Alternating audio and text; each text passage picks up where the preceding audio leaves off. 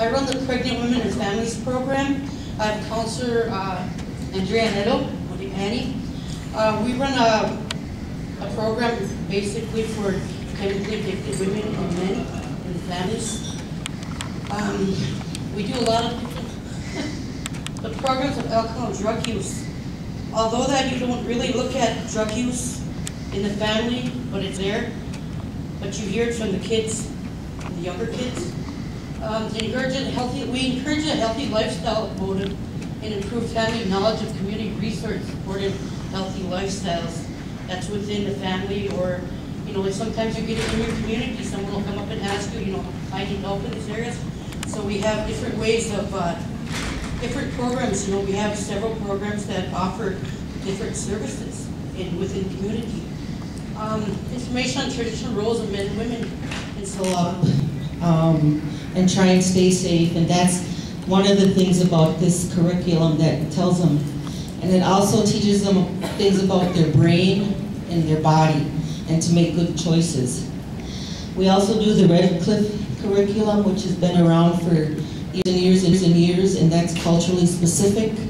It's stories, Ojibwe stories, and they can only be told in the winter time. And the kids really like that. And there's stories in there about why animals don't drink, and just culturally stories that go back to the prevention and telling them that the Indian Free Prevention Treatment Program. This program is a special program because we are a block grant from the federal government, and we're the only tribe to receive this block grant directly from Congress. So we have two parts of our program. We have a treatment part, and we also have a prevention part. The treatment part is... I represent the Northern Women's Treatment Center, and basically, we do a lot of inpatient treatment there. We provide, a lot of services. We do treatment planning, we do intake, we do a variety of services. I Route 25 specialist or representative. Also, you have to be free of alcohol and drugs unless medically prescribed. We also do have an on-site nurse that works 40 hours per week that provides the medications to our clients. Also, be medically stable, as I said. And also, you can be convicted sex offender, also currently under the influence of alcohol. Family counseling, we do education with them, teach them coping and survival skills, basically to transition them back into the community, make sure that they're well, and that they have the skills that they need to be successful. Just work hard, be accountable.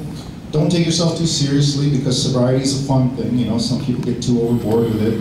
But do the good work that needs to be done. So under the direction of Adam and Giles and working in the schools here in the community, I put a lot of effort into it. I got a call from St. Paul, and this lady was running a program called Minobamata, which means the good life. She said, we heard a lot about you, Buck, and we want you to come down and work for us. So I pulled stakes, left the res again, went to St. Paul, and I worked in that project there, which was a gang and drug prevention education program. And I started to learn about the city. I met Crips and Vice Lords and different Indian, mostly young men that lived in the city. Seen the differences between Minneapolis and St. Paul. Walk around a corner in Minneapolis, there's a skin everywhere you went. St. Paul, I organized a youth basketball team. 5 kids met for the first time on the floor that Saturday afternoon at the Indian Center in Minneapolis, and all 5 of them had never even met each other. They all went to different schools, they all lived in the city. One of them said, well, I've seen you before, dude, who are you now? But they were all kind of spread out. And it was Winnebago, Ojibwe, and Dakota, all in that community. Got to learn a lot about other people's cultures and languages and different ways that they do things. It was really a learning experience for me. Then my tribe called me back. They said, we have a new program called the Eagles, and it's a 5-year program, and we really would like you to come back and work with the youth here on the reservation. So I came back, and I worked for 5 years in this alcohol and drug prevention program. And what it was a study. Over the course of 5 years, we want you to document how many of these youth, about 100 youth, track them for 5 years. Find out how many stay sober, how many have children, how many commit suicide, how many graduate, so forth and so on.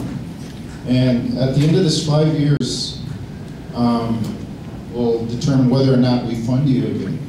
Well, needless to say, like any other bureaucratic agency, at the time it was CSAP, and there was a big change in the national administration. They didn't refund the program. Even though out of 27 Native programs nationwide, we're one of only 3 that finished with the original staff and completed every objective.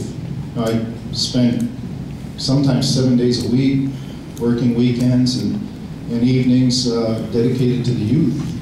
So I really started to commit a lot to the young people. And